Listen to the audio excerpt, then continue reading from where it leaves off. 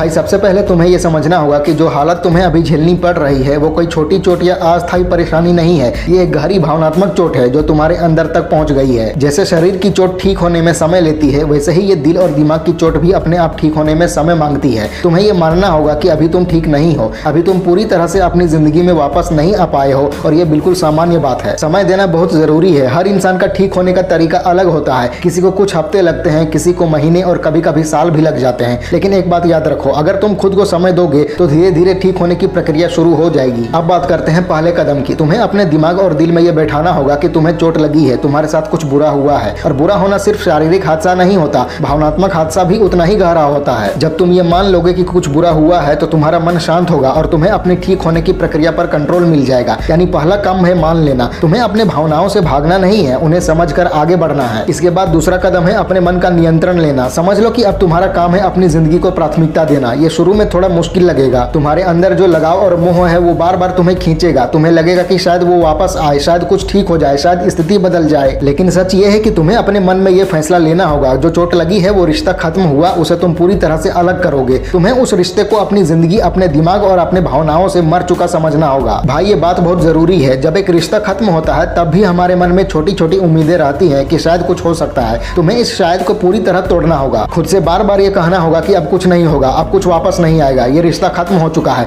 इसे जिंदा रखना सिर्फ तुम्हारे लिए दर्द और उलझन का कारण बनेगा। तुम्हें खुद को आजाद करना होगा और यह तभी संभव है जब तुम अपनी संकल्प और अनुशासन के साथ इस बात को बार बार याद करोगे। जैसा मैंने पहले कहा था कि तुम्हें अपनी अहमियत समझनी होगी। तुम्हारे अंदर जो जिंदगी है, तुम्हारी आत्मा है, तुम्हारी क्षमता है, उसे उस रिश्ते के खत्म होने से तुलना करो जो अब खत्म हुआ है। जो सिर्फ एक शरीर था, उसका अब असली असर तुम्हारी जिंदगी पर नहीं है। तुम्हारी जिंदगी, तुम्हारी क्षमता, तुम्हारी ऊर्जा उस रिश्ते से बहुत बड़ी है। तुम्हें यह समझना होगा कि तुम जीवित हो, तुम्हारे अंदर ताकत है, तुम्हारे पास सपने हैं और तुम्हारी जिंदगी के फैसले तुम्हें खुद लेने हैं। अब तीसरा कदम है अपनी जिंदगी में ढांचा और लक्ष्य बनाना। जब तुम भावनात्मक रूप से कमजोर हो, जब तुम्हारे अंदर उलझन हो, तब अपने लिए छोटे छोटे लक्ष्य बनाना जरूरी है। ऐसे लक्ष्य जो तुम्हारे मन को बोझिल ना करें, जो तुम्हारे ध्यान को सरल और असरदार रखें। अगर तुम पढ़ाई में हो तो एक चैप्टर का लक्ष्य तय करो या एक काम का लक्ष्य रखो। अगर काम कर रहे हो तो एक छोटा सा कदम तय करो। रिसर्च करना, स्किल बढ़ाना, अभ्यास करना। लक्ष्य के साथ अनुशासन आएगा और अनुशासन से तुम्हारे अंदर आत्मविश्वास आएगा और यही आत्मविश्वास तुम्हारे अंदर के पास्ट पुराने दुख और लगाव को मिटा देगा। तुम्हें अपने मन को बार बार ये याद दिलाना होगा कि तुम्हारे काम सिर्फ तुम्हारे लिए हैं, तुम्हारे भविष्य के लिए हैं और तुम्हारा ध्यान अब किसी और के लिए नहीं है। तुम्हें अपनी ऊर्जा की सुरक्षा करनी होगी। जैसे बोतल का ढक्कन कस कर बंद कर दिया जाता है ताकि कुछ ना टपके, वैसे ही अपनी ऊर्जा और ध्यान को मजबूत पकड़ो। कोई नुकसान या लीक नहीं होना चाहिए। एक और जरूरी कदम है अपनी रोजमर्रा की जिंदगी में कोई शौक या खाली समय की गतिविधि जोड़ना। जब तुम्हें फ्री समय मिले, जो अभी सिर्फ नकारात्मक सोच में जाता है, उसे अब सकारात्मक और रचनात्मक काम में लगाओ। म्यूजिक, लिखना, बॉडी बिल्डिंग, पेंटिंग, जो भी तुम्हें पसंद है उसमें रोज 30 मिनट से 1 घंटे दे दो। शुरू में मन नहीं लगेगा, लेकिन धीरे धीरे तुम इतना व्यस्त हो जाओगे कि तुम्हारे अंदर खुद ब खुद मोटिवेशन आएगा। तुम्हारे मन में पुराने भूत की जगह भविष्य की उत्सुकता आएगी। और इसके साथ तुम्हें अपने लिए थोड़ा स्वार्थी होना सीखना होगा। और मैं स्वार्थी कहकर मतलब ये नहीं कि तुम दूसरों के लिए बुरा बन जाओ, लेकिन तुम्हें अपनी प्राथमिकताएं समझनी होगी। अपनी जिंदगी के लिए बड़े सपने देखो, बड़े लक्ष्य तय करो और उनके लिए पूरी तरह समर्पित रहो। तुम्हारे पास आने वाले 10 साल का समय है। तुम्हें अपनी जिंदगी में मुकाम बनाना है, अपना करियर सेट करना है, अपनी स्किल्स बढ़ानी है। जब तुम इतना ध्यान केंद्रित करोगे तो तुम्हारे अंदर आत्मसम्मान, आत्मविश्वास और मजबूत सोच पैदा होगी। हीलिंग का एक और हिस्सा है खुद को आराम देना। खुशी और आराम में फर्क समझना जरूरी है। अभी जो तुम महसूस कर रहे हो वो आराम देकर ठीक होने वाला समय है, खुशी ढूंढने का समय नहीं है। अपने अच्छे दोस्तों से मिलो, बाहर घूमो, प्रकृति में जाओ, थोड़ा ध्यान करो या कोई भी रचनात्मक काम करो। ये चीजें तुम्हारे अंदर अच्छी ऊर्जा पैदा करेंगी और तुम्हारे मन को हल्का करेंगी। जब मन हल्का होगा तब तुम्हारा ध्यान और सोच दोनों वापस सही हो जाएंगे। और हाँ, अपने लक्ष्यों के लिए छोटी छोटी जीत मनाना मत भूलो। जब तुमने एक चैप्टर पूरा किया, एक काम खत्म किया या अपने किसी पसंद में थोड़ा सुधार किया तो खुद को शाबाशी दो। ये छोटी छोटी खुशियां तुम्हारे अंदर अच्छा विश्वास बनाती हैं। तुम्हारे अंदर का वो पुराना दुख जो तुम्हारे बीते हुए समय से जुड़ा है धीरे धीरे मिटने लगेगा। तुम्हारे अंदर फिर से नई ऊर्जा और नई जिंदगी का उत्साह आने लगेगा। एक और बात, जब तुम खुद को ठीक कर रहे हो तब धैर्य तुम्हारा सबसे बड़ा साथी है। तुम्हारा मन बार बार पुराने समय की तरफ जा सकता है, तुम्हारे अंदर उलझन आ सकती है, लेकिन तुम्हें धैर्य के साथ खुद से बार बार ये कहना होगा